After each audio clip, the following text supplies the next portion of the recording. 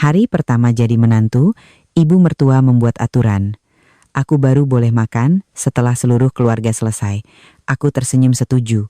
Keesokan harinya, aku tidak memasak dan mengucapkan satu kalimat yang membuatnya terpaku. Malam pertama pernikahan, saat kehangatan cinta kami belum lagi pudar, ibu mertua saya, Ibu Hartini, dengan dingin meletakkan sebuah buku aturan keluarga yang aneh di atas tempat tidur. Jadi, menantu di rumah ini harus tahu posisinya, yaitu yang paling rendah. Saat makanan sudah dihidangkan, kamu harus berdiri melihat semua yang lebih tua selesai makan. Setelah meja bersih, barulah kamu boleh memakan apa yang tersisa. Suami saya, Bayu, hanya menunduk pasrah. Ibu mertua menanti dengan wajah penuh kemenangan, mungkin mengharapkan isak tangis pertama dari seorang menantu baru. Tapi mereka salah, saya tidak menangis. Saya tersenyum dan langsung setuju. Hingga keesokan paginya, seluruh keluarga Suryo Atmojo harus menyadari dengan ngeri bahwa ketika seorang menantu yang berprofesi sebagai manajer akuntansi menggunakan kepatuhan mutlak sebagai senjata balasan, harga yang harus dibayar bukan hanya perut yang keroncongan, tetapi juga runtuhnya sebuah tirani feodal yang usang. Suara petasan kertas baru saja usai, aroma dupa yang samar masih tercium di dalam rumah kuno di kawasan Menteng itu. Saya, Kirana, seorang wanita yang terbiasa dengan angka-angka kaku dari profesi saya sebagai manajer akuntansi, baru saja resmi melangkahkan kaki ke keluarga Suryo Atmojo sebagai istri dari Bayu. Pernikahan kami berlangsung meriah. Para tamu memuji Bayu yang pandai memilih istri, cantik sekaligus cerdas dan cakap. Namun, jauh di dalam hati, saya tahu bahwa kehidupan sebagai menantu di keluarga asli Jakarta yang begitu kental dengan adat dan hierarki seperti ini tidak akan pernah menjadi jalan yang bertabur bunga. Kamar pengantin kami ditata dengan apik, spray berwarna merah menyala dan sepasang bantal bersulam naga dan phoenix. Bayu menggenggam tangan saya. Matanya tampak lelah setelah seharian menyambut tamu, tetapi masih penuh dengan kehangatan. Ia berbisik bahwa, mulai sekarang, inilah rumah kami berdua dan ia akan selalu melindungi serta mencintai saya.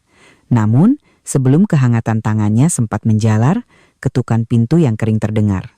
Pintu terbuka, Ibu Hartini, ibu mertua saya, masuk. Beliau masih mengenakan kebaya beludru hitam yang mewah sejak acara resepsi, wajahnya berpoles riasan tebal, namun matanya yang tajam tidak bisa menyembunyikan raut wajah yang serius, bahkan cenderung menekan. Di tangannya bukanlah kado pernikahan atau amplop merah, melainkan sebuah buku bersampul kulit hitam yang sudah usang. Ibu Hartini duduk dengan tenang di kursi kayu jati di samping meja rias, memberi isyarat agar kami ikut duduk. Suaranya berat dan mantap, setiap kata yang keluar seolah dipakukan ke tiang. Kalian berdua sudah resmi menjadi suami istri. Keluarga Suryo Atmojo dari dulu selalu menjunjung tinggi adat, ada tata krama yang jelas. Kirana, kamu datang ke sini sebagai menantu. Meskipun sudah menjadi bagian dari keluarga, kamu harus paham aturan. Buku ini berisi semua hal yang harus dipegang teguh oleh setiap menantu di keluarga ini. Saya melirik Bayu, melihatnya sedikit menunduk dengan ekspresi pasrah. Saya tersenyum tipis, menjaga sikap sesopan mungkin saat menjawab. Baik Bu, Kirana masih baru, masih banyak yang belum tahu. Mohon bimbingan Ibu agar Kirana bisa menjadi menantu yang baik. Ibu Hartini membalik halaman-halaman kertas yang sudah menguning, mulai membaca dengan nada datar namun penuh wibawa.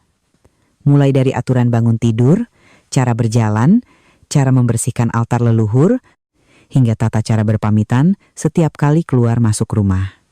Saya mendengarkan dalam hati, berpikir bahwa semua ini adalah hal yang wajar dalam sebuah keluarga yang beradab. Namun, ketika beliau sampai pada bab terakhir, suasana di dalam kamar mendadak membeku. Ibu Hartini menatap lurus ke mata saya, menekankan setiap kata. Dan yang terpenting, sekaligus aturan paling sakral dalam keluarga ini saat makan sehari-hari maupun pesta.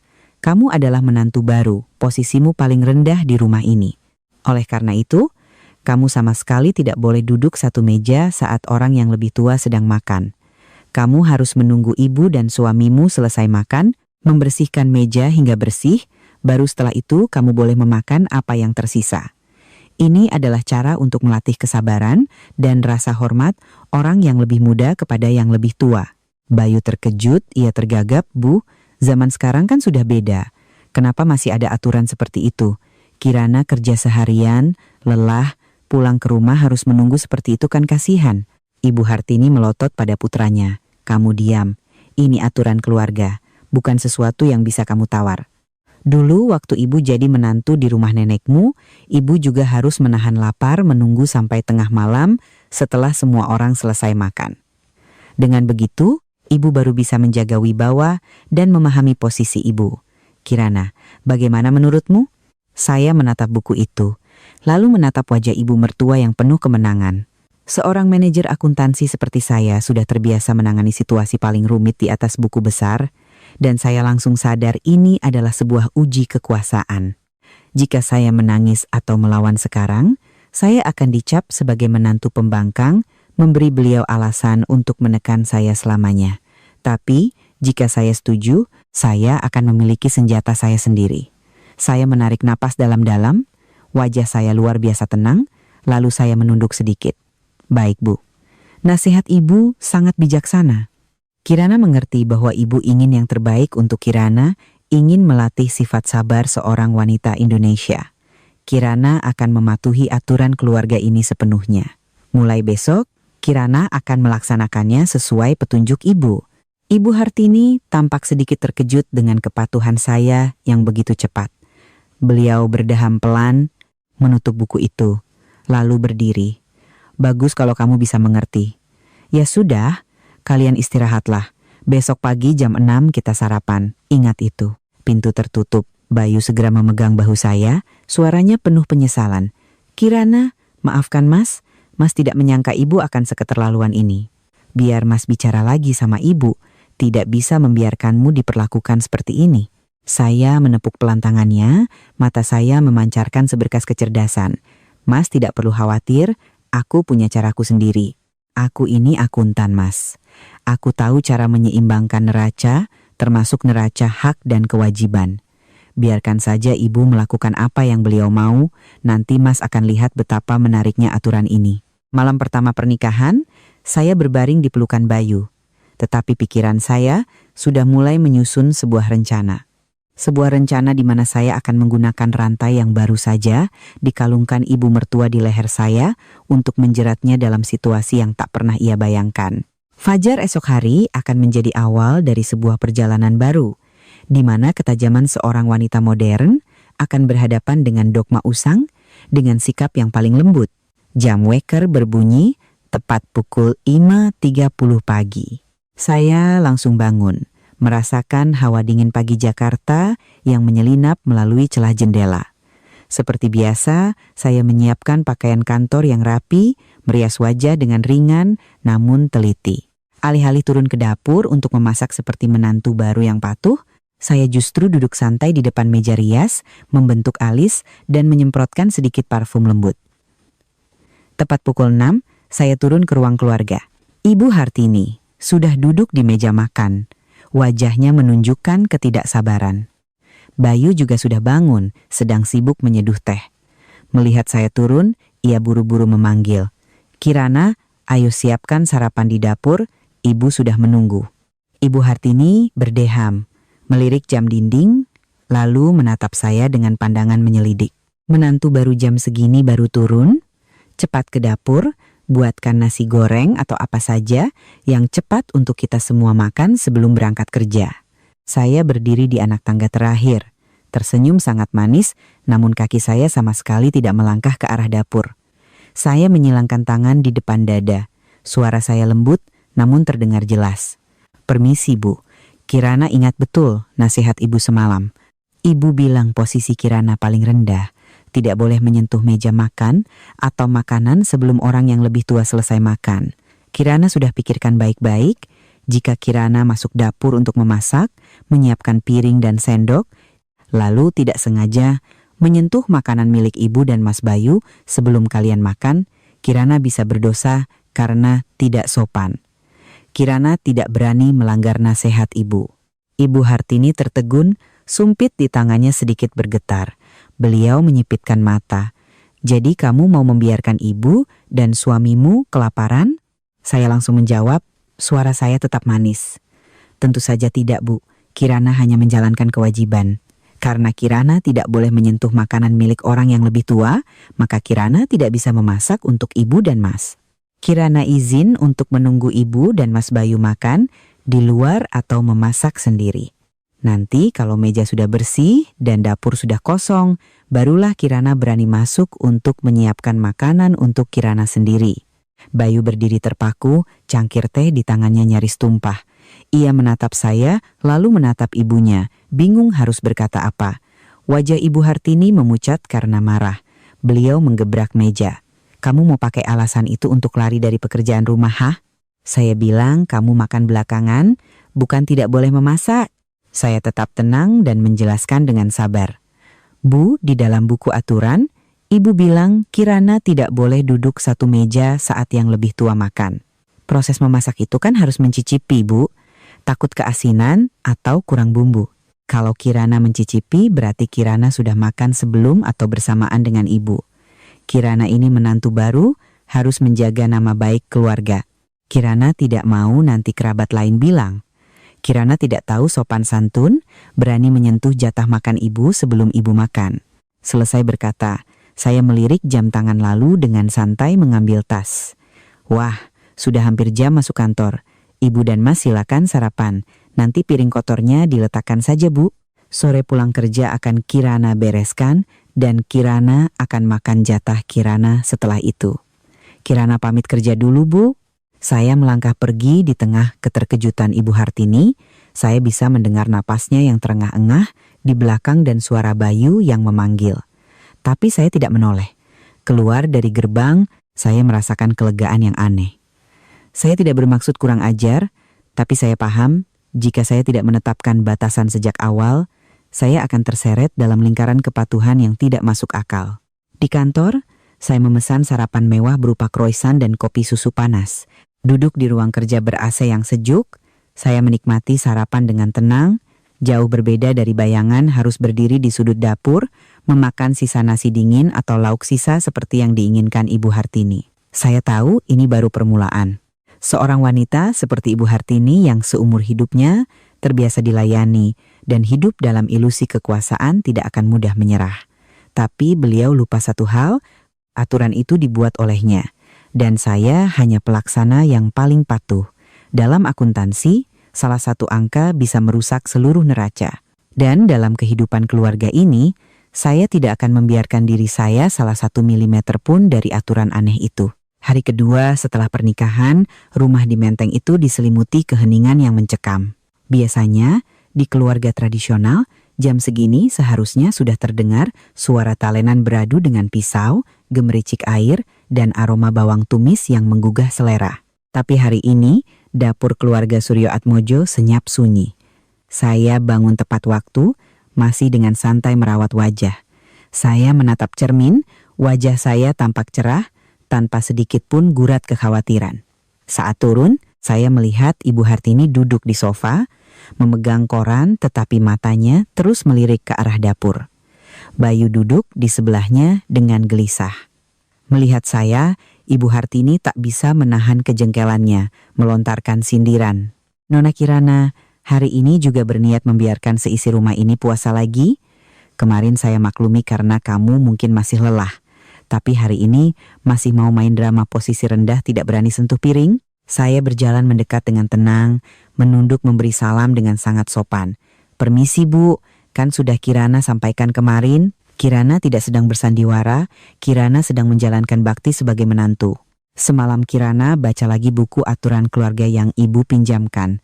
Di halaman 12 tertulis jelas, menantu harus menjaga kesucian hidangan untuk para sesepuh. Kirana pikir, tangan Kirana yang baru bangun tidur, belum mandi keramas, tidak pantas menyiapkan makanan suci untuk Ibu. Jika Kirana menyentuh panci dan wajan, nanti makanan Ibu jadi tidak suci lagi.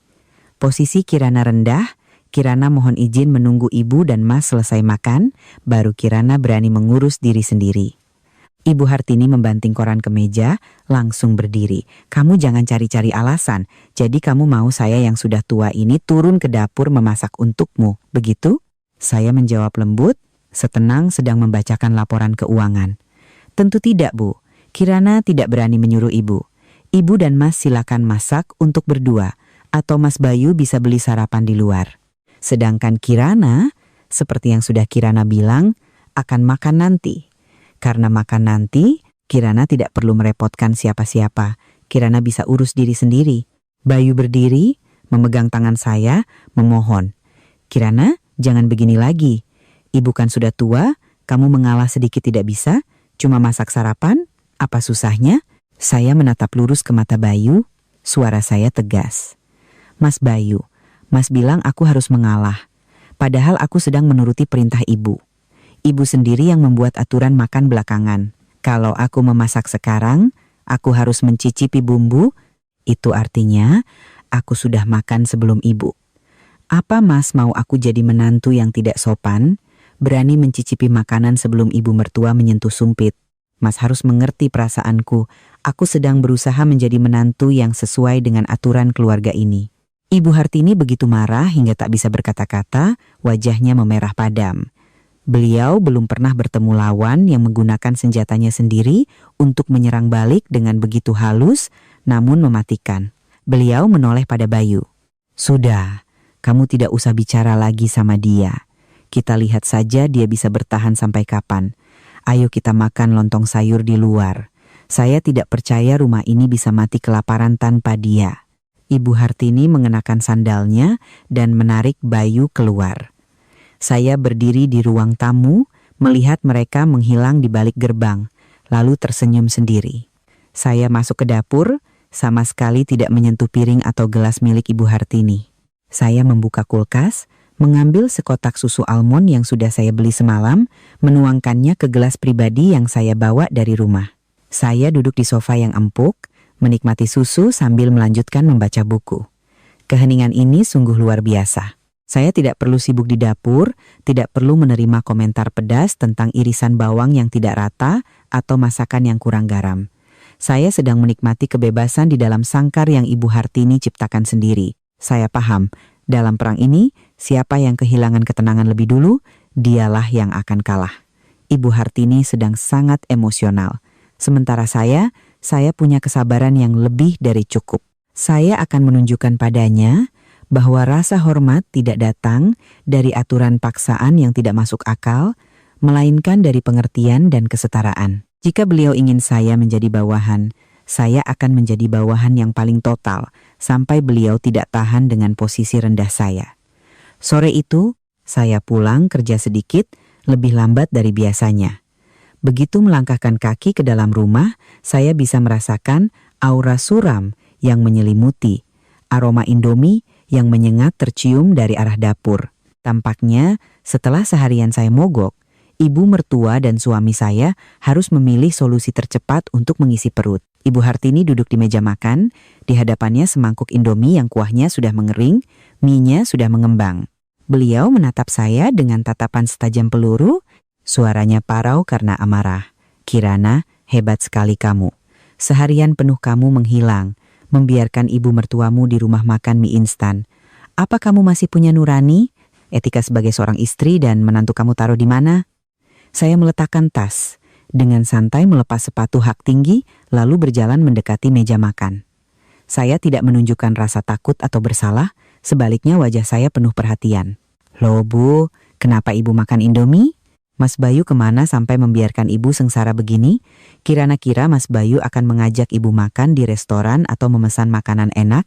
Ibu Hartini menggebrak meja. Jangan menyalahkan Bayu. Dia pulang kerja terlambat, saya lelah tidak mau kemana-mana. Kamu itu menantu, kamu yang punya tanggung jawab urusan makan. Kamu bilang apa? Tidak berani sentuh piring orang tua? Itu cuma alasanmu untuk malas, untuk menyiksa saya yang sudah tua ini, kan? Saya menghela napas pelan, duduk di kursi seberang, tentu saja dengan jarak yang sesuai dari meja makan beliau. Saya menatap lurus ke matanya, suara saya berubah serius dan penuh simpati. Bu, ibu salah sangka. Kirana tidak malas. Seharian di kantor Kirana juga bekerja keras. Tapi Kirana selalu ingat pesan ibu, posisi rendah tidak boleh menyentuh meja makan sebelum yang lebih tua selesai. Kalau Kirana masuk dapur memasak, menyiapkan piring, lalu tidak sengaja menyentuh makanan ibu sebelum ibu makan, Kirana berdosa karena tidak sopan. Ibu bilang Kirana harus menunggu ibu selesai makan dan meja bersih, baru Kirana boleh makan. Nah, sekarang apa ibu sudah selesai makan? Kalau sudah dan mejanya sudah bersih, baru Kirana berani masuk dapur untuk memasak bagian Kirana. Ibu Hartini tercekat. Beliau hendak memarahi saya lagi, tapi sadar bahwa ia sedang terperangkap dalam logikanya sendiri. Beliau tergagap. Ya sudah, masak saja sana. Saya tidak melarang kamu memasak untuk saya. Saya menggeleng, wajah saya penuh keyakinan. Tidak bisa, Bu. Kirana melakukan sesuatu, harus ada aturannya. Kalau Kirana memasak untuk ibu, artinya Kirana harus bersentuhan dengan bahan makanan, mencicipi, menyiapkan. Itu artinya Kirana sudah ikut serta dalam proses makan milik atasan, padahal Kirana belum punya hak sesuai aturan ibu. Kalau Kirana lakukan itu, nanti ibu malah bilang Kirana menantu yang tidak tahu aturan, berani setara dengan ibu di dapur. Kirana malu, Bu. Kirana lebih baik menahan lapar, lebih baik dimarahi karena malas, daripada dicap sebagai menantu tidak berpendidikan yang tidak menghormati aturan leluhur keluarga Suryo Atmojo. Ucapan saya bagai sember air es yang disiramkan ke wajah Ibu Hartini. Beliau terdiam selama beberapa detik, mulutnya ternganga tak bisa berkata-kata. Argumennya tentang bakti menantu, kini saya putar balik menjadi penghalang bagi dirinya sendiri untuk dilayani. Tepat saat itu, Bayu masuk. Melihat suasana tegang, ia buru-buru menengahi. Sudah, Bu, sudah Kirana. Masing-masing mengalah sedikit. Biar Mas beli nasi kotak saja untuk kita semua. Saya tersenyum menatap suami saya. Mas beli untuk Mas dan Ibu saja. Aku sudah pesan makanan sendiri. Sebentar lagi diantar. Aku akan makan di sudut dapur setelah Mas dan Ibu selesai. Sesuai aturan. Aku tidak berani mengganggu meja makan mewah para sesepuh. Selesai berkata, saya berdiri dan naik ke kamar, meninggalkan Ibu Hartini di sana dengan semangkuk Indomie dingin dan rasa kekalahan pahit yang mulai meresap. Saya tahu malam ini beliau tidak akan bisa tidur. Beliau mulai sadar bahwa kekuasaan yang selama ini ia banggakan telah menjadi belenggu yang mengikat kenyamanannya sendiri. Dan saya, menantu kesayangannya, adalah orang yang memegang kunci, tapi menolak membukanya karena saya sedang sibuk mematuhi aturan. Pagi hari ketiga, situasi di rumah masih belum membaik bagi Ibu Hartini. Setelah semalaman berpikir, mungkin beliau yakin jika beliau lebih keras, saya akan menyerah. Beliau bangun sangat pagi, sengaja membuat suara gaduh di dapur untuk membangunkan saya, berharap saya akan turun untuk meminta maaf. Tapi saya tetap tenang. Saya bangun tepat jam 6, merias diri lebih cantik dari biasanya. Saat saya turun, saya melihat Ibu Hartini duduk di meja makan dengan sepiring lontong yang dibeli dari ujung jalan, tampak dingin dan kering. Bayu duduk di sebelahnya dengan wajah muram. Ibu Hartini melihat saya lalu menyindir. Lihat, sekarang rumah ini sudah jadi seperti pasar. Mertua dan menantu punya jalan masing-masing. Makan tidak seperti makan. Apa, kamu sudah puas? Saya mendekat dengan ekspresi kaget. Astaga, kenapa ibu harus makan lontong beli di luar? Mas Bayu, kenapa tidak bangun lebih pagi untuk membuatkan bubur untuk ibu? Ibu kan sudah tua, makan makanan luar nanti sakit perut. Bayu menghela napas. Mas kan tidak bisa masak, Kirana. Kamu tidak mau masak, ibu juga tidak mau ke dapur. Saya memotongnya, suara saya penuh penyesalan, namun sangat tajam. Bu, maafkan Kirana. Kirana juga ingin sekali memasak untuk ibu, tapi Kirana takut. Kirana takut dengan buku aturan itu, Bu. Ibu bilang, Kirana posisi paling rendah, harus makan paling akhir.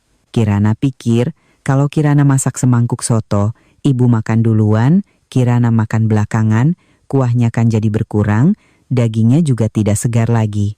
Itu artinya, Kirana sedang memakan sisa makanan ibu atau membiarkan ibu makan sepanci dengan Kirana. Kirana merasa itu sangat tidak sopan. Jadi Kirana sudah putuskan, demi menjaga kehormatan ibu, Kirana tidak akan pernah memasak satu panci atau menggunakan piring yang sama dengan ibu lagi. Ibu Hartini menggebrak meja. Hentikan omong kosongmu itu. Kamu mau rumah ini hancur karena alasanmu itu? Saya menatapnya, Tatapan saya tiba-tiba menjadi sangat tulus. Kirana tidak sedang menyindir, Bu. Kirana bicara dari hati. Ibu ingin Kirana tahu posisi Kirana. Kirana sudah tahu sekarang. Posisi Kirana adalah tidak boleh menyentuh meja makan ibu. Maka Kirana akan melaksanakannya secara total. Mulai sekarang, Kirana akan mengurus makanan Kirana sendiri. Ibu dan Mas Bayu silakan urus makanan kalian. Dengan begitu, meja makan ibu akan selalu bersih, suci, tidak terganggu oleh menantu rendahan ini. Tepat saat itu, bel pintu berbunyi. Saya membuka pintu, seorang kurir mengantarkan sekantong makanan yang harum. Saya membawanya ke dapur dan meletakkannya di meja pantry, tentu saja jauh dari meja makan Ibu Hartini. Aroma steak dengan saus jamur dan roti bawang panas menyebar ke seluruh ruangan, mengalahkan aroma lontong dingin di meja Ibu Hartini. Beliau menatap kantong makanan saya, lalu menatap piring lontongnya, wajahnya pucat karena marah dan mungkin juga karena lapar. Beliau sadar, saat ia mencoba menggunakan aturan untuk memaksa saya makan sisa, saya justru menggunakannya untuk makan lebih mewah darinya. Saya dengan santai membuka kotak makanan, mengambil pisau dan garpu, dan mulai makan dengan nikmat di konter dapur. Saya tidak menawarinya, juga tidak menawari Bayu, dengan alasan yang sangat sederhana. Saya tidak berani menawari ibu dan mas makanan dari orang yang posisinya lebih rendah, takut mengurangi umur ibu. Bayu menatap saya dengan tatapan tak berdaya, tapi juga ada sedikit kekaguman. Sedangkan Ibu Hartini, beliau duduk di sana, lontong di mulutnya, tiba-tiba terasa pahit. Beliau mulai paham bahwa wibawanya sedang terkikis oleh kepatuhan menantunya yang mengerikan. Pertarungan ini, saya tidak menggunakan satupun kata makian, tidak ada satupun tindakan kurang ajar. Saya hanya menggunakan apa yang telah beliau berikan pada saya. Dan saya tahu, ini adalah pelajaran pertama yang harus beliau pelajari. Rasa hormat dibangun dari cinta kasih, bukan dari dogma kuno. Saya akan terus patuh seperti ini sampai beliau sadar bahwa buku aturan itu adalah dinding yang memisahkannya dari keluarga yang benar-benar bahagia. Ibu makan pelan-pelan saja, kata saya sambil menikmati steak saya. Kirana tunggu, ibu selesai baru, Kirana bereskan piring ibu, Kirana kan menantu yang patuh. Ibu jangan khawatir. Ibu Hartini tidak berkata apa-apa. Beliau berdiri, meninggalkan piring lontongnya, lalu masuk ke kamar dan membanting pintu. Saya dan Bayu saling pandang. Dia menggelengkan kepala, sementara saya tahu saya baru saja memenangkan satu ronde lagi dalam perang urat syaraf ini. Setelah 3 hari konfrontasi yang tegang, suasana di rumah itu menjadi begitu berat. Bayu, yang pada dasarnya pria baik hati, namun sedikit lemah karena terbiasa hidup di bawah bayang-bayang ibunya, kini terjebak di antara ibu yang feodal dan istri yang cerdas yang menolak ditindas. Malam itu, saat saya sedang membaca laporan di kamar, Bayu masuk dengan wajah lelah dan mata yang cekung. Dia duduk di samping saya, menggenggam tangan saya, dan menghela napas panjang. Kirana, Mas tahu ibu keterlaluan dengan aturan itu. Tapi lihatlah rumah kita sekarang. Ini bukan lagi rumah. Ibu sudah tua, sifatnya keras kepala. Sebagai menantu, kamu mengalah sedikit saja. Apa ruginya? Saya meletakkan dokumen saya, berbalik menatapnya. Mata saya tidak menunjukkan kemarahan, hanya ketenangan yang dingin. Saya bertanya balik, Mas bilang aku mengalah itu bagaimana? Apa aku pernah membantah ibu? Apa aku melanggar satupun aturan yang ibu berikan? Bayu menjadi canggung. Memang benar kamu mengikuti aturan ibu, tapi kamu melakukannya secara ekstrem. Ibu bilang makan belakangan, tapi tidak bilang kamu tidak boleh memasak untuk semua. Kamu masak saja seperti biasa, lalu tunggu ibu selesai, baru kamu makan. Dengan begitu, suasana tetap damai dan kamu tetap berbakti. Saya tersenyum tipis, senyum yang penuh kekecewaan pada pria yang saya pilih sebagai suami. Mas Bayu, bicaramu terdengar mudah sekali. Kalau aku memasak, aku harus mencicipi bumbu, menyiapkan lauk. Nanti ibu akan bilang aku menantu yang tidak tahu diri, berani menyentuh makanan sebelum sesepuh. Apa Mas tidak mengerti? Ibu tidak ingin aku memasak. Ibu ingin aku tunduk dan menerima status rendahan di rumah ini. Aku melakukan persis seperti yang ibu mau agar ibu lihat betapa tidak masuk akalnya aturan itu. Jangan suruh aku mengalah, Karena aku tidak melakukan kesalahan apapun untuk harus mengalah, Bayu mulai kehilangan kesabaran. Tapi lihat ibu, dia harus makan Indomie, makan makanan warung, sampai maaknya kambuh. Kamu seorang manajer bisa mengatur ratusan orang. Kenapa di rumah tidak bisa sedikit fleksibel demi kedamaian? Aku lelah terjepit di antara kalian. Saya berdiri, mendekat dan merapikan kerah kemejanya. Suara saya tetap lembut, namun tegas. Mas lelah karena Mas tidak berani menghadapi kenyataan. Kenyataannya adalah ibumu sedang menggunakan adat usang untuk menyiksa menantunya. Dan Mas ingin istrimu menerima siksaan itu agar Mas bisa hidup tenang. Mas Bayu, aku menikahimu karena aku mencintaimu. Tapi aku datang ke sini bukan untuk menjadi budak dari pemikiran abad lalu. Aku melakukan persis seperti aturan ibumu. Kenapa Mas menyalahkanku? Kalau Mas kasihan pada ibu, kenapa Mas tidak turun tangan memasak untuknya? Atau Mas juga berpikir bahwa urusan dapur hanya untuk perempuan, dan perempuan yang posisinya lebih rendah harus menerima perlakuan tidak adil? Bayu bungkam. Dia menatap saya seolah melihat orang asing. Mungkin dia tidak pernah menyangka gadis yang tampak lembut seperti saya punya argumen yang begitu tajam dan kokoh. Dia tidak bisa membantah karena setiap kata saya didasarkan pada aturan yang ditulis sendiri oleh Ibu Hartini. Dia menyerah, berbalik, dan keluar dari kamar. Melihat punggungnya yang lesu, hati saya sedikit perih. Tapi saya tahu, saya tidak boleh lemah. Jika hari ini saya berkompromi, seumur hidup saya akan menunduk di rumah saya sendiri. Pertarungan ini bukan hanya untuk melindungi perut saya, tapi untuk melindungi martabat dan kesetaraan seorang wanita dalam keluarga. Malam berikutnya, setelah hari yang melelahkan di kantor, saya memutuskan untuk memanjakan diri dengan makan malam mewah. Saya pergi ke supermarket, membeli 2 ekor lobster segar, mentega, bawang putih, dan anggur putih. Saat tiba di rumah, saya melihat Ibu Hartini dan Bayu duduk di meja makan dengan sepiring ikan pindang dan semangkuk sayur lodeh yang warnanya sudah kusam. Saya menyapa dengan sopan, lalu berjalan ke dapur. Sesuai aturan, saya berdiri menunggu. Saya bersandar di kulkas dengan tenang melihat mereka makan. Ibu Hartini sesekali melirik sinis, sengaja mengambil ikan lalu berdecak, ikan asin begini baru nikmat. Tidak seperti makanan barat yang bikin gemuk saja. Saya hanya tersenyum. Setelah mereka selesai, saya baru beraksi. Saya menunggu Ibu Hartini meninggalkan meja makan dan menyalakan TV di ruang tamu. Barulah saya mulai memasak. Saya tidak menggunakan peralatan makan rumah, melainkan set pribadi yang sudah saya siapkan. Aroma bawang putih dan mentega yang ditumis segera menyebar ke seluruh rumah, merayap hingga ke ruang tamu. Aroma lobster saus mentega bawang putih yang mewah membuat suasana yang tadinya suram menjadi hidup. Saya mendengar suara TV mengecil, digantikan oleh dehaman Ibu Hartini yang berulang kali. Saya dengan santai menata lobster yang merah merona di atas piring di meja pantry. Saya tidak duduk di meja makan utama, melainkan makan sambil berdiri di konter dapur. Setiap suapan daging lobster yang kenyal dan manis berpadu dengan gurihnya mentega membuat saya merasa luar biasa. Ibu Hartini tidak tahan lagi. Beliau masuk ke dapur, berdiri dengan tangan di pinggang. "Kirana, makan apa kamu itu? Beli makanan mahal begitu, lalu dimakan sendirian. Apa kamu tidak punya malu? Ada mertua dan suami di rumah, tidak ditawari sama sekali." Saya meletakkan garpu, menyeka mulut dengan serbet, lalu menatapnya dengan wajah paling polos. "Permisi Bu, kan Ibu yang mengajari saya, posisi rendah tidak boleh menyentuh makanan atasan dan tidak boleh makan satu meja.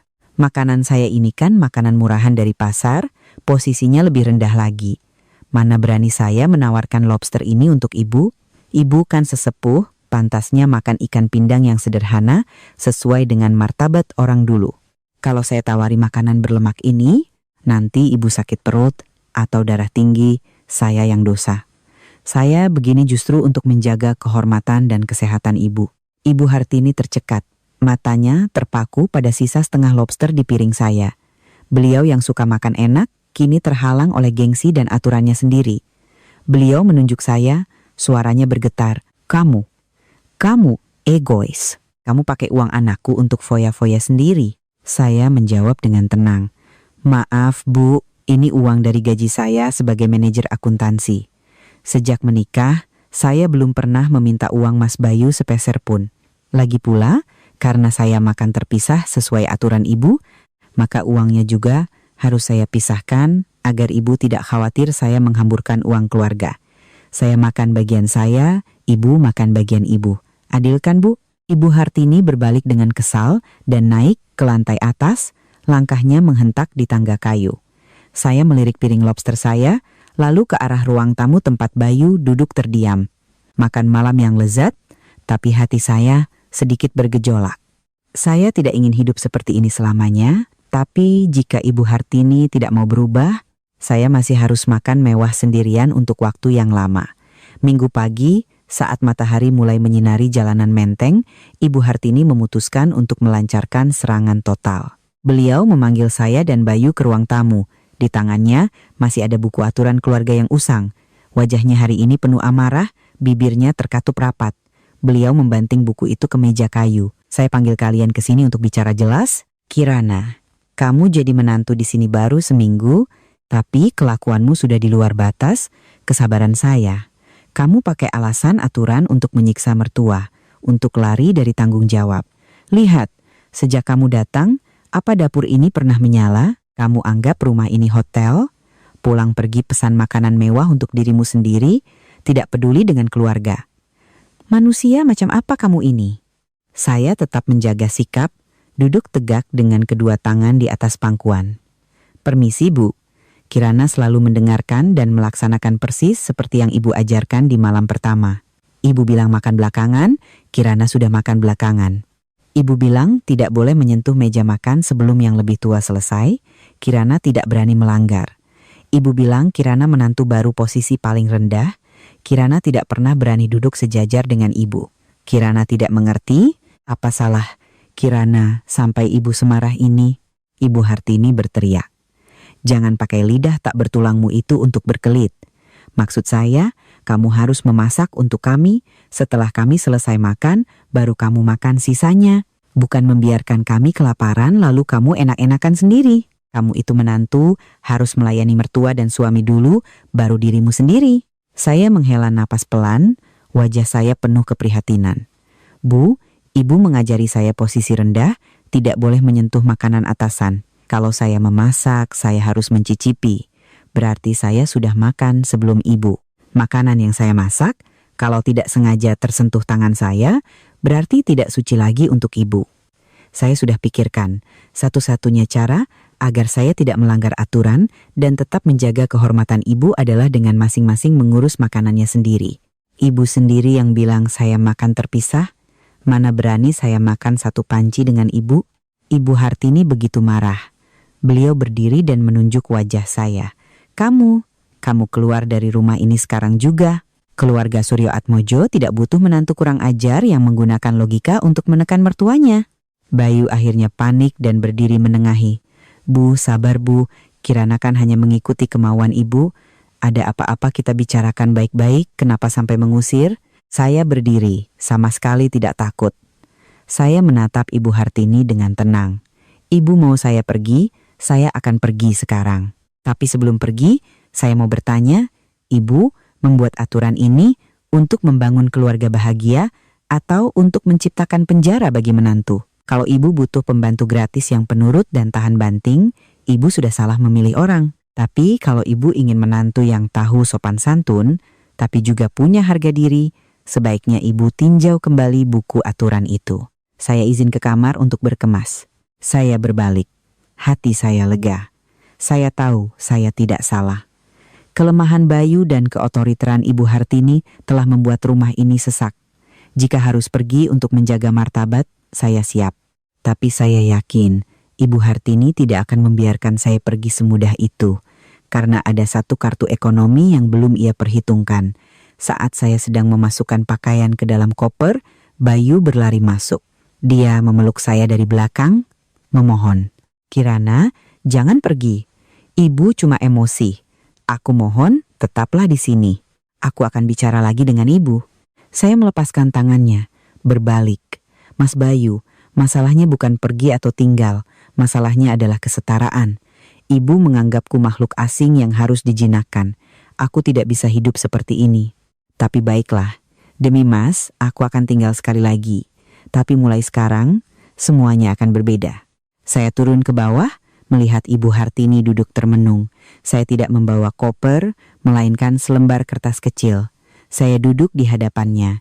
Suara profesional seorang manajer akuntansi mulai terdengar. "Permis, Bu." Setelah saya pikirkan, hidup bersama tapi dengan cara masing-masing seperti ini sangat boros dan melelahkan. Karena saya makan terpisah dan tidak diizinkan menyentuh dapur umum untuk melayani ibu, maka mulai bulan ini saya mohon izin untuk mengubah cara kontribusi keuangan dalam keluarga. Ibu Hartini mengangkat kepala, curiga, "Kamu mau apa?" Saya menjelaskan dengan tenang. Sebelumnya, Mas Bayu bilang kami berdua akan memberikan Rp10.000 setiap bulan untuk biaya hidup. Namun, karena saya tidak makan di rumah dan tidak menggunakan bahan makanan yang sama dengan ibu, saya rasa jumlah itu tidak adil. Saya sudah hitung, mulai sekarang saya hanya akan membayar bagian saya untuk listrik, air, dan internet. Sesuai meteran, saya akan membayar Rp2.000 setiap bulan. Sisanya akan saya simpan untuk biaya makan saya sendiri di luar. Mas Bayu membayar bagiannya, ibu mengurus bagian ibu. Dengan begitu, semuanya adil sesuai dengan semangat makan terpisah yang ibu tetapkan. Wajah Ibu Hartini langsung berubah. Beliau tidak punya uang pensiun yang besar. Selama ini semua pengeluaran bergantung pada gaji Bayu dan sekarang kontribusi saya. Kehilangan sebagian besar pemasukan bulanan membuatnya pusing. Beliau tergagap. Kamu perhitungan sekali? Listrik dan air hanya segitu? Lalu jasa saya mengurus rumah ini bagaimana? Saya tersenyum. Bu, ibu mengurus untuk ibu dan Mas Bayu. Saya kan tidak merepotkan ibu. Makanan saya beli sendiri, piring saya cuci sendiri, dengan peralatan terpisah. Kamar saya bersihkan sendiri. Saya rasa 2 juta sudah lebih dari cukup untuk apa yang saya pakai. Ibu yang mengajari saya untuk tahu posisi, maka saya juga harus tahu cara melindungi keuangan saya untuk masa depan saya dan Mas Bayu. Ibu Hartini menatap Bayu, berharap putranya akan membela, tapi Bayu hanya menunduk. Dia tahu jika dia memaksa saya membayar lebih, saya akan segera pindah. Kemarahan Ibu Hartini kini dikalahkan oleh kekhawatiran finansial. Beliau sadar bahwa wibawanya tidak bisa mengisi dompetnya yang menipis. Beliau mengambil uang 2 juta yang saya letakkan di meja dengan kesal. Saya tahu saya telah melancarkan pukulan telak ke titik terlemahnya, keserakahan dan perhitungan. Kehidupan yang setara tidak hanya butuh argumen, tapi juga kekuatan ekonomi. Dan saya, seorang manajer akuntansi, tidak akan pernah membiarkan diri saya rugi dalam angka. Setelah 3 hari berturut-turut makan mie instan dan makanan warung demi beradu gengsi dengan menantunya, kesehatan Ibu Hartini mulai menurun. Penyakit maag kronisnya kambuh membuatnya terus memegangi perut sambil meringis. Bayu bekerja dari pagi sampai malam, tidak ada yang merawatnya selain saya. Rabu sore, saya pulang lebih awal. Begitu masuk, saya melihat Ibu Hartini sedang berada di dapur. Beliau mencoba membersihkan kangkung, tapi tangannya gemetar, wajahnya pucat. Melihat saya, beliau tidak lagi angkuh, hanya melirik sekilas. Saya masuk ke dapur, menuang segelas air, lalu bersandar di pintu mengamatinya. Saya memulai percakapan dengan nada perhatian yang halus. Loh Bu, kenapa Ibu harus ke dapur? Ibu kan sedang sakit maag, kenapa tidak istirahat saja? Ibu Hartini mendesah, suaranya lemah. Kalau tidak masak, mau makan apa? Masmu pulang malam, masa dia harus puasa? Kalau kamu, ya sudahlah, saya tidak berani merepotkan lagi. Saya mendekat. Bu, cara membersihkan kangkungnya salah. Kangkung setua ini harus dibuang batangnya. Nanti keras dan bikin perut tambah sakit. Sini biar Kirana ajari. Lalu saya berdiri di sampingnya, menunjuk ke arah sayuran tapi sama sekali tidak menyentuhnya.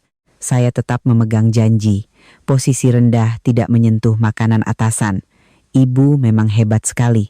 Di usia segini masih memasak untuk anak laki-lakinya. Mas Bayu beruntung sekali punya ibu. Kirana, kalau masuk dapur pasti kikuk, takut merusak hidangan ibu. Nanti Kirana dosa besar. Ibu Hartini menatap saya. Matanya menunjukkan kelelahan dan sebersit permohonan yang tersembunyi di balik kesombongannya. Suaranya bergetar, Kirana, bagaimana kalau kamu bantu ibu masak makan malam ini? Ibu lelah sekali, tidak kuat berdiri. Saya tersenyum lembut namun sangat tegas. Bu, Kirana ingin sekali membantu, sungguh. Tapi Kirana takut. Ingat aturan keluarga, kan? Kalau Kirana menyentuh panci ibu sekarang, besok kalau ibu sudah sehat, nanti ibu bilang Kirana tidak sopan, memanfaatkan saat ibu lemah untuk merebut dapur. Kirana lebih baik membiarkan ibu sedikit lelah hari ini, daripada nanti ibu sakit hati karena Kirana tidak berpendidikan. Semangat ya Bu, sebentar lagi selesai. Selesai berkata, saya dengan santai naik ke kamar untuk mandi, meninggalkan Ibu Hartini sendirian di dapur yang dingin. Saya tahu saya kejam, tapi kekejaman ini perlu agar beliau mengerti nilai sebuah bantuan. Beliau selama ini menganggap menantu di dapur sebagai kewajiban, sebagai anugerah darinya. Sekarang beliau harus sadar bahwa saat beliau merenggut kesetaraan, beliau juga merenggut haknya untuk dibantu. Malam itu, Bayu pulang dan mendapati ibunya terbaring lemas di sofa dan dapur berantakan. Dia berlari ke kamar mencari saya. Kirana, kamu lihat ibu sakit tapi tidak membantunya? Kamu keterlaluan. Saya menjawab dengan tenang. Aku sudah berdiri di samping ibu seharian untuk menyemangati dan memberinya petunjuk. Mas mau aku bantu bagaimana? Menyentuh barang ibu agar dimarahi karena tidak sopan? Aku sedang menjaga etika keluarga ini. Kalau Mas kasihan pada ibu, mulai besok atur pekerjaanmu untuk pulang lebih awal dan memasak untuknya. Jangan limpahkan semuanya padaku saat ibumu sendiri yang melarangku menyentuh makanannya. Bayu bungkam. Dia sadar di keluarga ini semua aturan kini berbalik menyiksa penciptanya.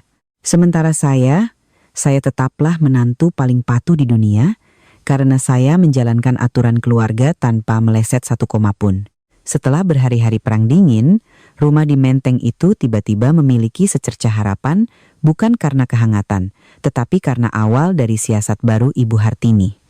Sabtu pagi, saat saya sedang menikmati teh melati di dekat jendela, Ibu Hartini keluar dengan penampilan yang luar biasa anggun. Beliau mengenakan setelan sutra berwarna kuning gading, bibirnya tersenyum penuh makna. Beliau duduk dan mengumumkan, Kirana, kamu sudah menjadi menantu di sini beberapa waktu. Sebentar lagi, tanggal 15 bulan ini adalah haul eyang kakungnya Bayu. Ini adalah acara paling penting dalam setahun bagi keluarga Suryo Atmojo. Biasanya ibu yang urus semua, tapi tahun ini ada kamu, menantu baru. Ibu ingin kamu yang bertanggung jawab atas urusan dapur, biar semua kerabat lihat betapa hebatnya menantu kita. Saya meletakkan cangkir teh, menghitung dalam hati. Hari ini tanggal 8, berarti tinggal seminggu lagi. Saya tersenyum sopan. Baik Bu, haul eyang adalah acara penting. Sebagai menantu tentu saya bertanggung jawab. Tapi Bu, apa Ibu lupa kalau saya sedang menjalankan aturan? Posisi saya rendah. Kalau saya yang mengurus hidangan, menyentuh sesajen dan makanan untuk para sesepuh, nanti para paman dan bibi akan menegur saya karena tidak tahu tata krama. Ibu kan menantu senior, wibawa ibu di keluarga besar sangat tinggi. Mana berani saya melangkahi ibu?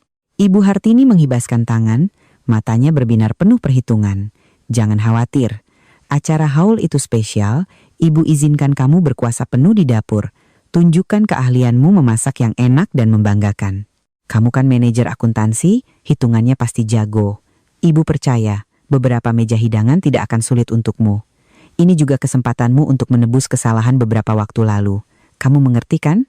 Saya sangat mengerti. Ibu Hartini ingin menggunakan opini publik dari keluarga besar untuk memaksa saya melayaninya.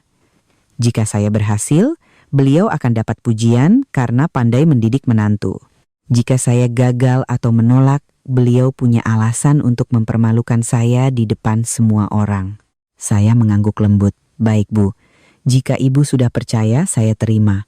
Saya akan siapkan acara haul yang tak terlupakan untuk keluarga kita. Ibu istirahat saja, siapkan diri untuk menyambut tamu.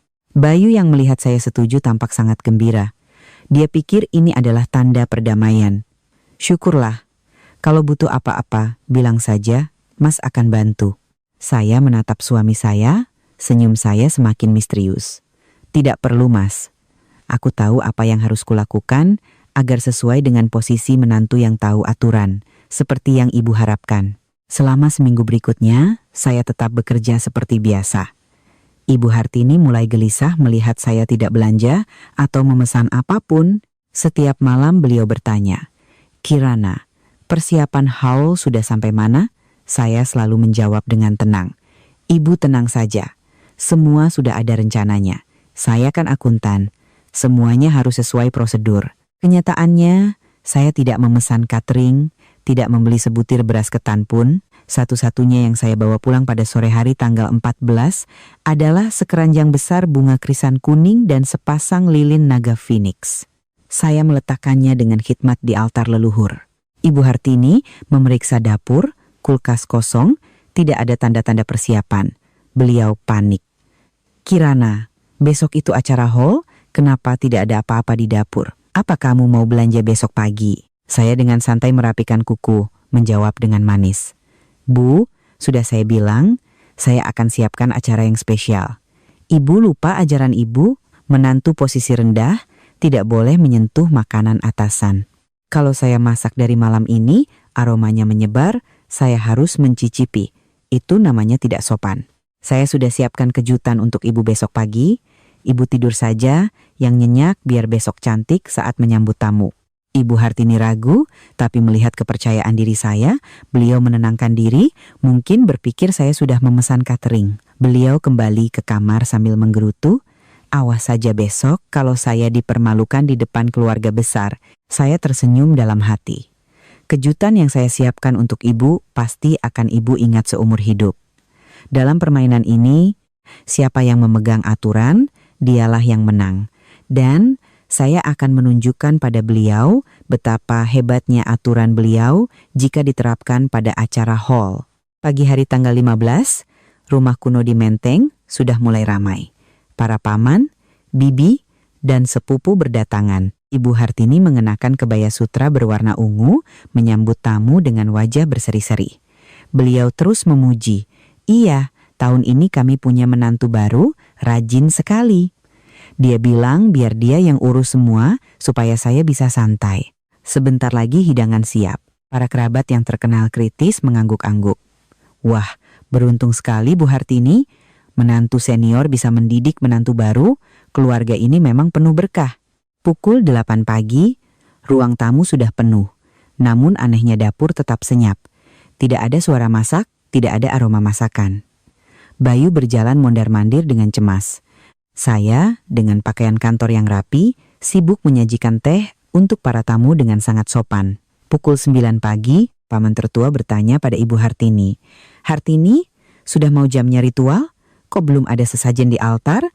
Menantumu mana? Suruh siapkan?" Ibu Hartini mulai berkeringat. Beliau lari ke dapur dan melihat saya masih santai mencuci cangkir teh. Beliau berbisik marah, "Kirana, hidangannya mana? Kenapa dapur masih dingin begini? Kamu mempermainkan saya?" Saya menatapnya dengan wajah polos. "Loh Bu, saya kan sedang menunggu ibu. Saya sudah siapkan teh untuk tamu.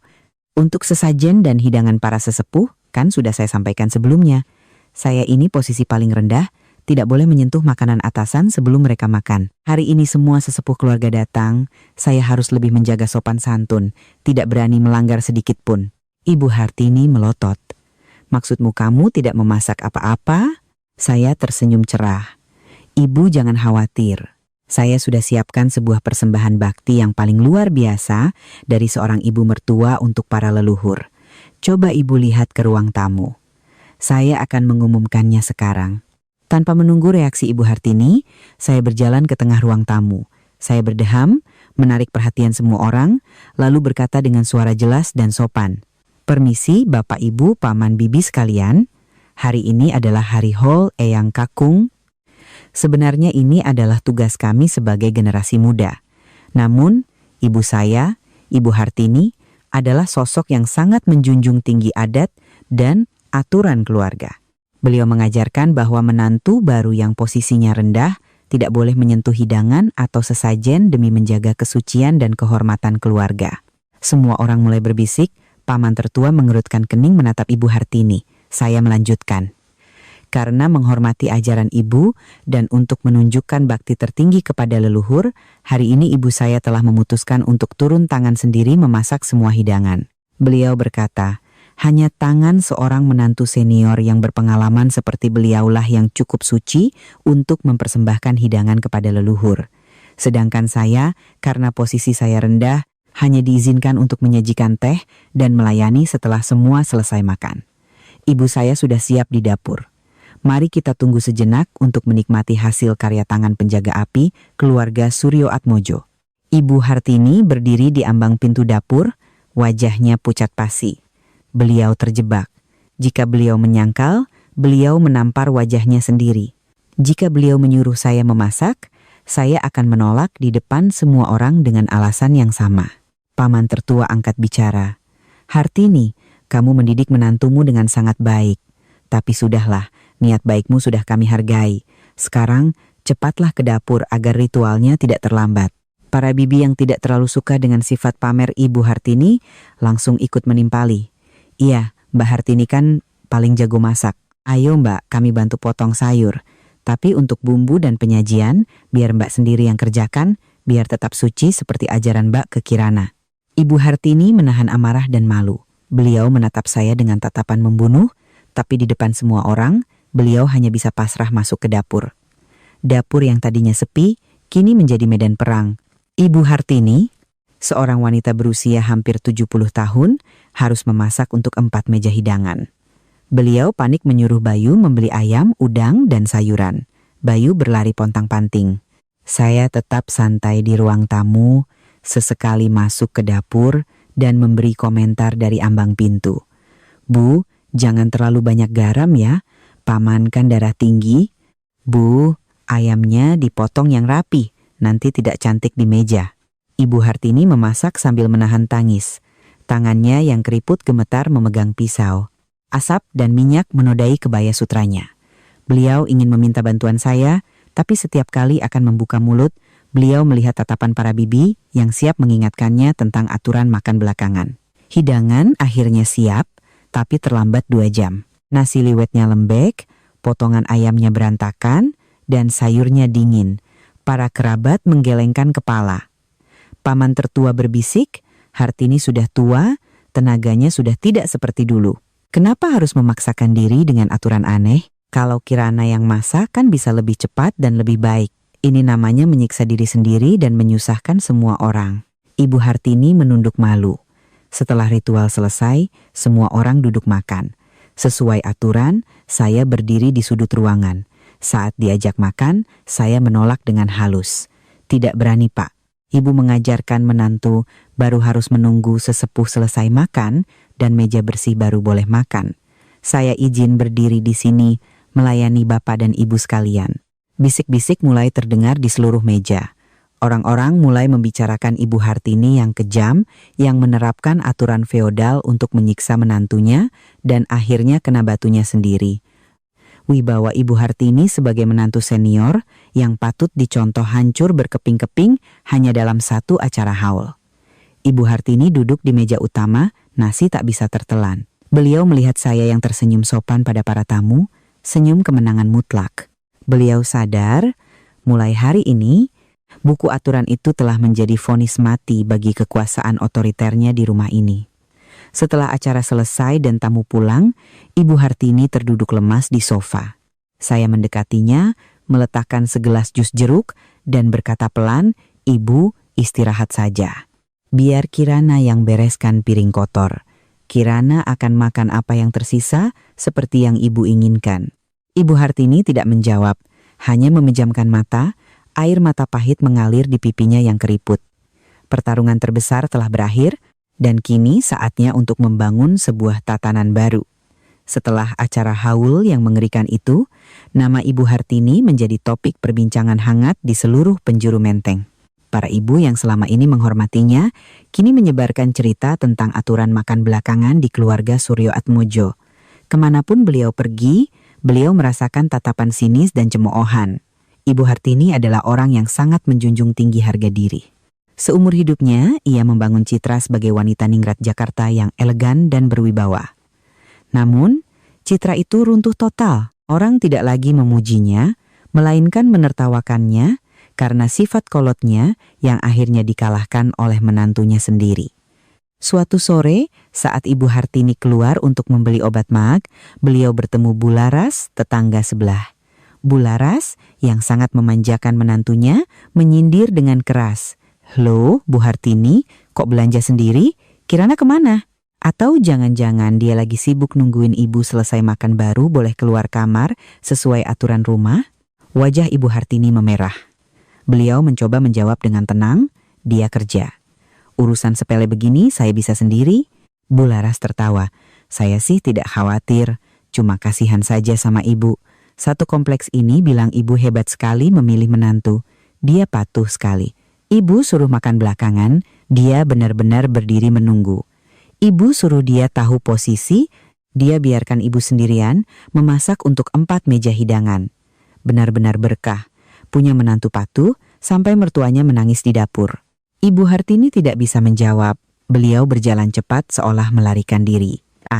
Tapi di apotek, beliau kembali mendengar bisik-bisik. Zaman sekarang masih ada yang menyuruh menantu makan sisa? Keluarga Suryo Atmojo itu dikira terhormat, ternyata feodal. Tapi menantunya juga cerdas. Dia pakai senjata makan tuan, memberi Ibu Hartini pelajaran seumur hidup. Bisik-bisik itu seperti jarum yang menusuk harga dirinya. Beliau sadar wibawa yang ia banggakan kini menjadi bahan tertawaan.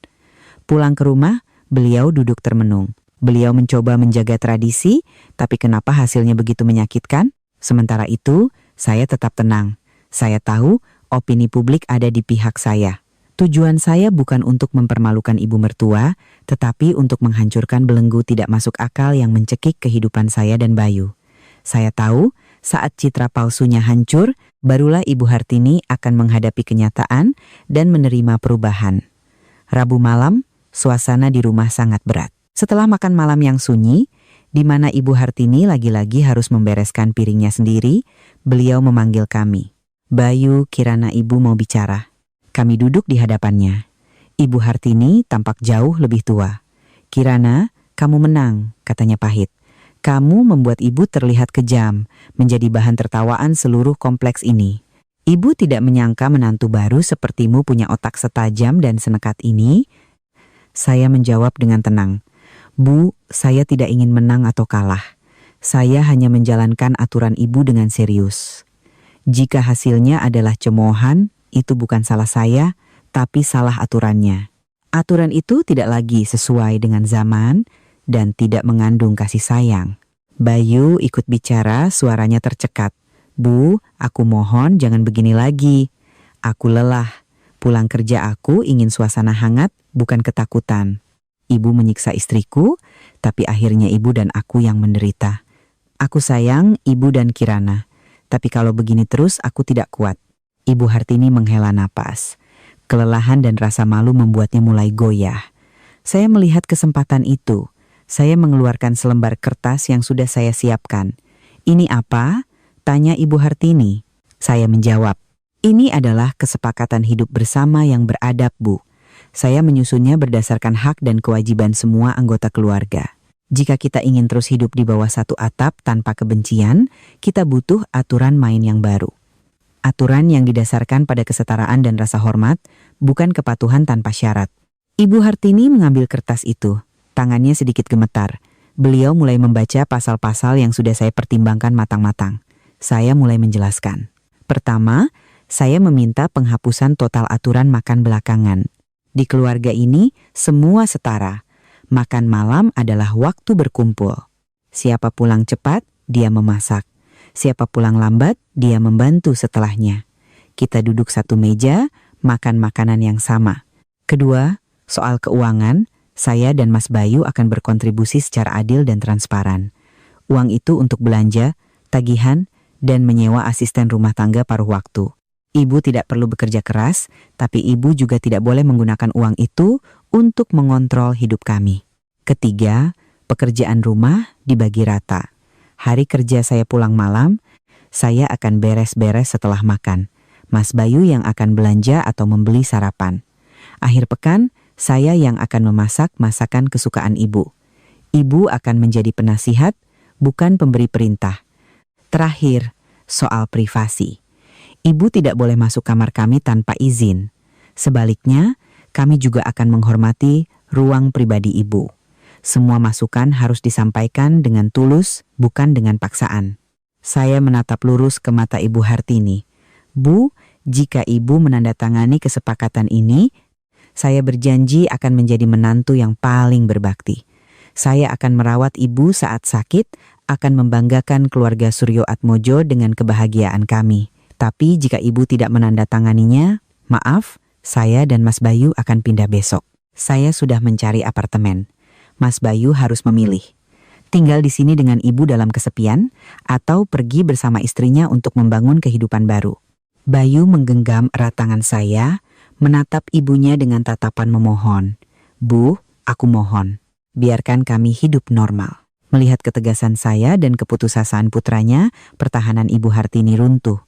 Beliau sadar, jika terus mempertahankan aturan kuno itu, beliau akan kehilangan satu-satunya putranya.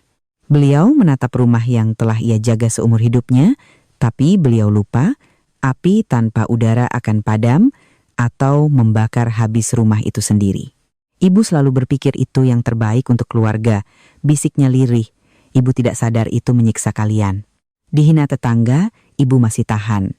Tapi, kalau Bayu pergi, untuk apa ibu hidup? Ibu Hartini mengambil pulpen. Beliau menatap saya sekali lagi, seolah memastikan. Saya mengangguk dengan tulus. Beliau menandatangani kesepakatan itu. Tanda tangannya sedikit bergetar, tapi jelas. Bayu bernapas lega, memeluk ibunya sambil menangis. Terima kasih Bu, ibu akan lihat, keluarga kita akan jauh lebih bahagia. Saya mendekat dan menggenggam tangan Ibu Hartini. Untuk pertama kalinya, saya menyentuhnya tanpa rasa waspada. Ibu istirahat ya. Besok pagi saya bangun pagi, saya buatkan bubur ayam kesukaan ibu. Kita sarapan bersama sebelum saya berangkat kerja. Ibu Hartini tidak berkata apa-apa, hanya membalas genggaman tangan saya. Kepatuhannya bukanlah kekalahan, melainkan penyerahan diri pada akal sehat dan cinta keluarga. Buku aturan usang itu kini hanya menjadi kenangan pahit, digantikan oleh aturan cinta dan pengertian. Malam itu di rumah keluarga Suryo Atmojo, sebuah babak baru telah dimulai. Minggu pagi itu, matahari bersinar cerah. Dapur keluarga Suryo Atmojo untuk pertama kalinya setelah sekian lama kembali ramai dengan canda tawa dan aroma masakan segar. Saya bangun pagi-pagi sekali ke pasar. Ibu Hartini turun ke dapur dengan pakaian rumah yang sederhana. Beliau tidak lagi duduk menunggu dengan wajah masam. Beliau mendekati saya. Sini, biar ibu yang siangi sayurnya. Kamu kalau masak bubur harus terus diaduk, nanti gosong. Saya tersenyum, memberikan sekat sayuran padanya. Iya Bu, tolong ya. Nanti saya tambahkan jahe sedikit biar perut ibu hangat. Bayu pulang dari membeli koran, tertegun melihat pemandangan itu, lalu tersenyum lebar. Wah, hari ini ada 2 koki hebat di rumah. Saya harus makan 3 mangkuk ini. Pukul 8 pagi, sarapan tersaji di meja makan utama. Untuk pertama kalinya, 3 kursi terisi penuh. Saya mempersilakan Ibu Hartini duduk di kepala meja. Tidak ada yang harus berdiri, tidak ada yang harus menunggu, tidak ada yang harus makan sisa.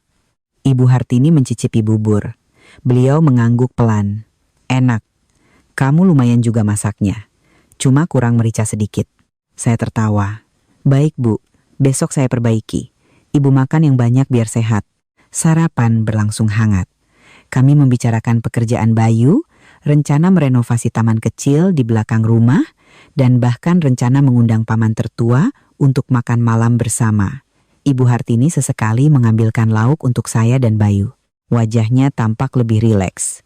Selesai makan, saya hendak membereskan piring, tapi Ibu Hartini mencegah. Sudah, biar ibu saja, kamu sama Bayu jalan-jalan sana. Sudah lama kan kalian tidak punya waktu berdua. Pekerjaan ringan begini, ibu bisa? Saya dan Bayu saling pandang. Dia mengedipkan mata. Kami berjalan bergandengan tangan, merasakan udara musim semi di setiap sudut jalan. Saya tahu, ke depan masih akan ada gesekan, tapi sekarang kami punya fondasi yang kokoh, kesetaraan dan cinta. Pertarungan saya tidak berakhir dengan hukuman, tapi dengan rekonsiliasi. Saya menggunakan akal untuk melindungi diri, tapi pada akhirnya saya menggunakan hati untuk mempertahankan keluarga. Rumah di Menteng itu kini bukan lagi sangkar dari adat usang, melainkan sebuah rumah yang hangat, tempat setiap orang menemukan posisinya yang terhormat di bawah cahaya peradaban dan kasih sayang. Saya merasa puas dengan awal yang baru ini. Mungkin inilah neraca paling sukses yang pernah saya seimbangkan dalam hidup saya. Neraca antara harga diri dan kebahagiaan keluarga. Para pendengar yang budiman, menutup kisah tentang menantu cerdas dari keluarga Suryoatmojo. Mungkin kita semua menyadari bahwa kehormatan dalam keluarga tidak datang dari dogma yang kaku, melainkan tumbuh dari saling pengertian. Pelajaran terbesarnya adalah kesetaraan. Ketika kita menggunakan kekuasaan untuk memaksa, tanpa sadar kita membangun dinding dengan orang yang kita cintai. Kecerdasan wanita modern bukan terletak pada konfrontasi yang keras, tetapi pada cara menggunakan logika dan ketegasan untuk melindungi martabat secara beradab. Semoga setiap rumah tangga memahami bahwa meja makan hanya akan terasa nikmat ketika semua anggota keluarga bisa duduk bersama dan berbagi dengan tulus. Ingatlah, keluarga adalah tempat untuk mencintai dan memaafkan, bukan tempat untuk menentukan siapa yang lebih tinggi atau lebih rendah. Terima kasih telah meluangkan waktu mendengarkan hingga akhir. Jika Anda merasa konten ini bermanfaat, silakan berlangganan kanal ini, bagikan kepada teman-teman, dan tinggalkan komentar Anda di bawah.